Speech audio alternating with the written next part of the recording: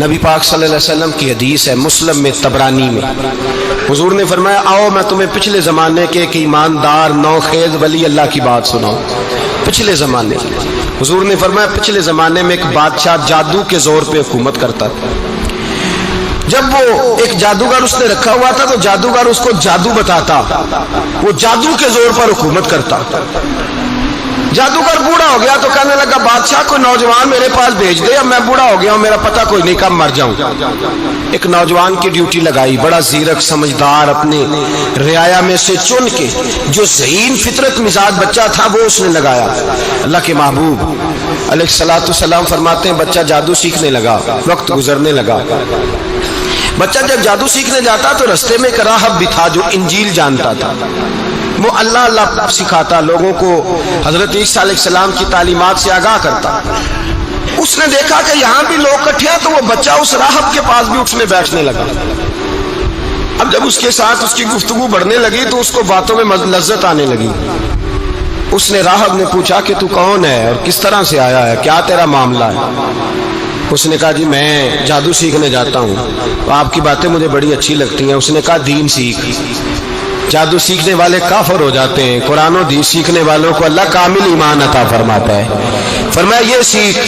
بچہ بیٹھنے لگا، اس کے پاس آنے لگا، باتیں دل میں گھر کرنے لگی۔ ایک وقت آیا کہ مسلمان ہو گیا، اور مسلمان کیسے ہوا؟ بچہ کہتا ہے میں تجربہ کر کے ہوا۔ اب میں تھوڑا سا وقت جادوگر کے پاس بھی جاتا اور باقی سارا وقت وہاں بیٹھتا۔ میں ایک دن جا رہا تھا تو رستے میں اژدہا تھا، بہت بڑا سانپ تھا، رستہ روک کے کھڑا تھا۔ یہ حضور نے بیان کی حدیث۔ نبی پاک صلی اللہ علیہ وسلم فرماتے ہیں بچہ کہتا ہے کہ رستے کے اندر سانپ ہے، رستے بند ہے، لوگ چھتوں درختوں پہ چڑھے ہیں، راش ہے۔ کہتے چھوٹا سا روڑا میں نے اٹھایا تو میں نے کہا اللہ اگر جادوگر سچا ہے تو اسے مار دے۔ چھوٹا سا روڑا میں نے پھینکا، اژدہا کوئی نہ مرا۔ پھر چھوٹا روڑا اٹھایا، میں نے کہا اللہ اگر وہ عالم سچا ہے تو اسے مار دے۔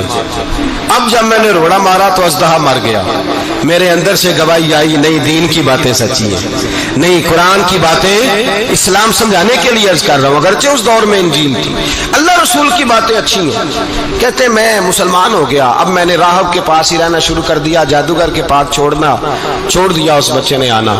بادشاہ پوچھتا کہاں زیادہ وقت گزارتے ہو تو وہ بات گول کر دیتا، وقت تیزی سے بڑھنے لگا۔ اللہ نے اس نوجوان میں طاقت پیدا کر دی، اب وہ اس کے اندر نا اللہ نے توانائی روحانیت پیدا کر دی، ابھی جوان ہے، 14-15 سال عمر ہے۔ اللہ نے اب جو بیمار بھی آتا وہ دعا کرتا تو اللہ صحت عطا کر دیتا، جو بھی آتا۔ بادشاہ کا ایک درباری تھا، بادشاہ کو پنکھا جلتا تھا، وہ اندھا ہو گیا، کوئی ایسی تکلیف آئی کہ نابینا ہو گیا، بڑے علاج کرائے شفا نہیں ہوئی۔ کسی نے اس بچے کا پتہ بتایا کانوں میں، اس کے پاس گیا تو بچہ کہنے لگا شفا تو ہو جائے گی پر کلمہ پڑھنا پڑے گا، مسلمان ہونا پڑے گا، جس پیغمبر کا میں غلام ہوں تجھے بھی بننا پڑے گا، دین پہ عمل کرنا پڑے گا، اللہ شفا دیتا ہے۔ اس نے کہا تو مجھے کلمہ پڑھا، مجھے شفا دے، میں تیار ہوں۔ اس نے کہا شفا تو اللہ دیتا ہے۔ اس نے اللہ تبارک و تعالیٰ کا ذکر کر کے دعا مانگی، یہ مسلم شریف میں حدیث ہے، طبرانی میں موجود ہے۔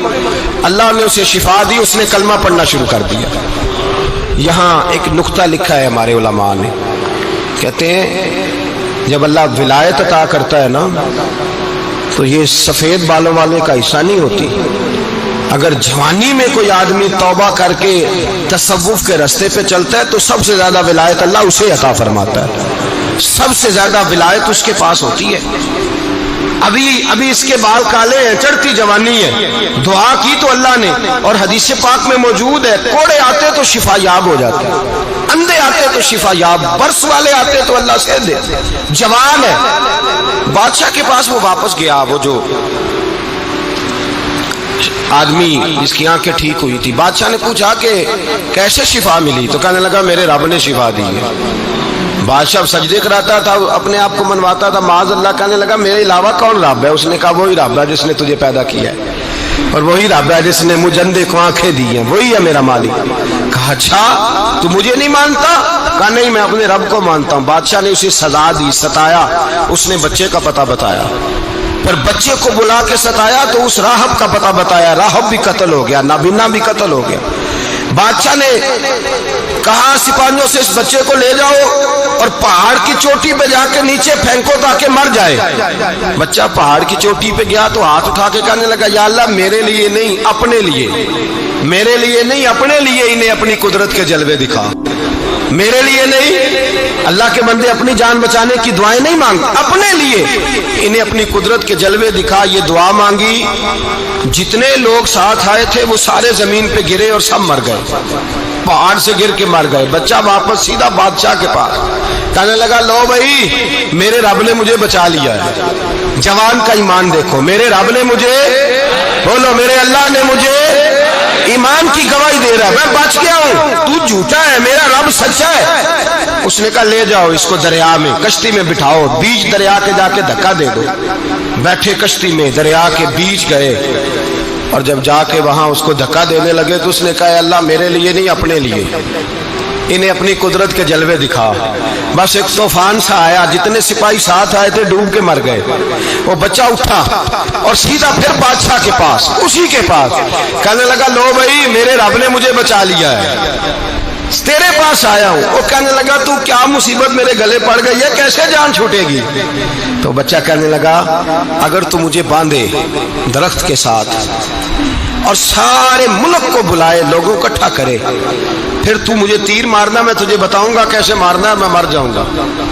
اللہ کا بندہ نوجوان ایمان دیکھو، مرنے کے طریقے بتا رہا ہے، میں تجھے بتاؤں گا میں کیسے مروں گا۔ یہ بات کہی، بادشاہ نے سارا مجمع جمع کیا، ملک سارا باہر آ گیا، درخت کے ساتھ باندھ دیا۔ کہنے لگا بھائی لوگوں یہ مجھے مارنا چاہتا تھا، مار نہیں سکا، اب میں اسے بتانے لگا ہوں کہ میں کیسے مروں گا۔ اسے کہو جب تیر مارے تو ساتھ میرے رب کا نام بھی لے، میں اپنے رب کے نام پہ جان دوں گا، ایمان کی پختگی میں اللہ کے نام پر جان دوں گا۔ اسے کہو رب کے نام پہ مارے، مر جاؤں گا۔ بادشاہ نے اللہ کہہ کے تیر مارا، پیشانی میں لگا، بچے کی روح پرواز کر گئی، جتنا مجمع کھڑا تھا سارا کلمہ پڑھ کے مسلمان ہو گئے، سارے مسلمان ہو گئے، سارے۔ میرے رسول پاک سید عالم صلی اللہ علیہ وسلم نے نوجوانوں کو بتایا جب تمہارے اندر ایمان کی قوت آئے گی تو اللہ تمہاری مدد کرے گا۔ فرمایا وہ نوخیز ولی تھا، ابھی جوان رانا تھا، ابھی اس کی پیشانی پر جوانی کے آثار تھے، لیکن اس نے اللہ کو راضی کیا، رب کریم کو راضی۔ ولایت کا مطلب بڑھاپا نہیں، ولایت کا مطلب وہ نہیں کہ جب بڑا لمبا وقت گزر جائے تو پھر آدمی آئے کہ نہیں اب کیا کرنا ہے، اب مسجد ہی ہے، اب تو اس کے علاوہ گزارا ہی کوئی نہیں۔ تو اس وقت کا آنا اللہ کی بارگاہ میں قبول تو ہے، لیکن شاباشی اسی کو ملتی ہے جو جوانی کا وقت آئے، جو عین اس وقت آئے جو وقت میرے رسول پاک علیہ السلام کے غلام عبداللہ ابن عمر، حضرت عبداللہ ابن عمر رضی اللہ تعالیٰ عنہ فرماتے ہیں کہ میں نکلا، مجھے سفر کے لیے جانا تھا، تو تھوڑی سی کھجوریں، تھوڑا سا سرکہ، ایک شہد کی بوتل، چیزیں میں نے سفر کے لیے ساتھ رکھ لی۔ میں جب مدینے سے باہر صحرا میں نکلا نا تو رمضان نہیں تھا، غیر رمضان تھا۔ میں نے ایک نوجوان کو دیکھا بکریاں چرا رہا، بکریاں چرا رہا ہے جوان۔ آپ فرماتے ہیں اس کا چہرہ بڑا نورانیت والا، گرد پڑی ہوئی پر بڑا حسین۔ فرماتے ہیں میں نے اس کو کہا کہ آ جاؤ کھانا کھا لو، روزے بھی نہیں تھے۔ کہنے لگا نہیں میں نے روزہ رکھا ہوا ہے۔ فرماتے ہیں میں نے کہا پتہ کروں کہ نیرا نیک ہی ہے کہ پرہیزگار بھی ہے۔ نیک وہ ہوتا ہے جو نماز پڑھے روزہ رکھے، پرہیزگار وہ ہوتا ہے جو گناہ سے بچے، وہ پرہیزگار ہوتا ہے۔ کہا پتہ کروں پرہیزگار بھی ہے کہ نہیں؟ کہتے میں قریب گیا تو میں نے جا کے اس کو کہا بھائی تیری بکریاں بڑی پیاری ہیں، میرا دل کرتا ہے کہ بکری مجھے دے دو۔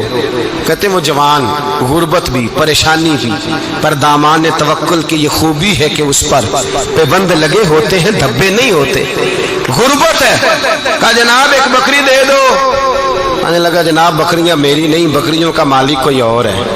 کہتے میں نے آزمانے کے لیے کہا کہ بکریوں کے مالک کو کہنا ایک بکری بھیڑیا لے گیا ہے، کہہ دینا بھیڑیا لے گیا ہے۔ تو کہتے اس نے میری طرف دیکھا، گرد سے اس کے بال اٹے ہوئے، آنکھوں میں روشنی، چہرے پہ اطمینان، لب و لہجے میں ایمان کی طاقت، نوجوان۔ کہنے لگا حضور بکریوں کے مالک کو تو کہہ دوں گا بھیڑیا لے گیا ہے، جب عرش کا مالک پوچھے گا تو کیا جواب دوں گا؟ اللہ کو کیا جواب دوں گا؟ کہتے ہیں میں کانپنے لگا اس کی بات سن کے، واپس آیا، جو کام نکلا تھا وہ چھوڑا، واپس لوٹ آیا۔ میں نے پتہ کیا کس کا غلام ہے، پتہ چلا فلاں آدمی کا ہے۔ کہتے میں نے پہلے غلام خریدا، پھر پتہ کیا تیرے پاس بکریاں کتنی ہیں؟ اس نے کہا 400۔